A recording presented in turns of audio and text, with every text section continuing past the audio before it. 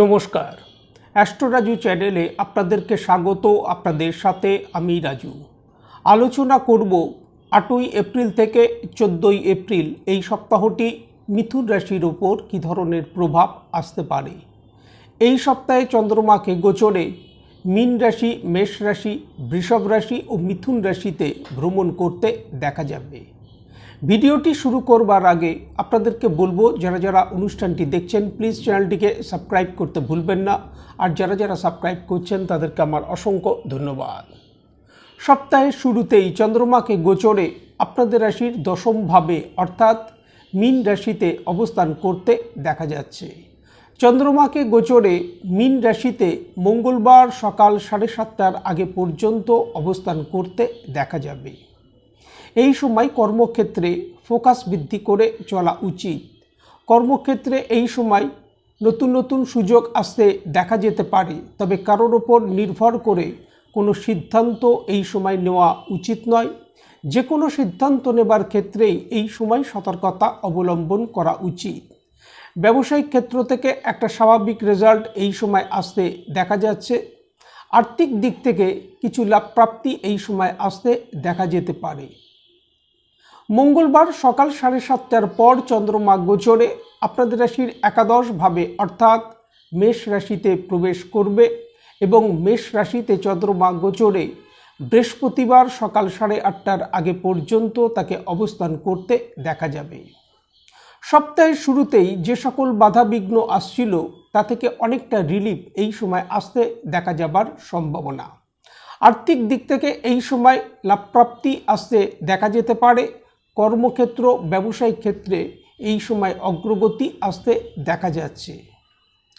বৃহস্পতিবার সকাল 8:30টার পর চন্দ্রমা গোচরে আপনাদের রাশির দ্বাদশভাবে প্রবেশ করবে অর্থাৎ বৃষভ রাশিতে এবং শনিবার দুপুর 12:30টার আগে পর্যন্ত চন্দ্রমাকে গোচরে বৃষভ রাশিতেই অবস্থান করতে দেখা যাবে। এই সময় খরচের পরিমাণ কিছুটা বৃদ্ধি পেতে দেখা যেতে পারে। জাতকের মানসিক স্থিতির সাথে সাথে শরীর স্বাস্থ্যের ওপর এই সময় খেয়াল রাখা উচিত। কর্মক্ষেত্র, ব্যবসায়িক ক্ষেত্র থেকে একটা স্বাভাবিক রেজাল্ট এই সময় আসতে দেখা যাচ্ছে, তবে যে কোনো ডিসিশন নেবার ক্ষেত্রে এই সময় সতর্কতা অবলম্বন করা উচিত। নিজেদের ইচ্ছার প্রতি এই সময় নিয়ন্ত্রণ করে চলা উচিত। আটকে থাকা কিছু কাজ এই সময় সম্পন্ন হতে দেখা যেতে পারে।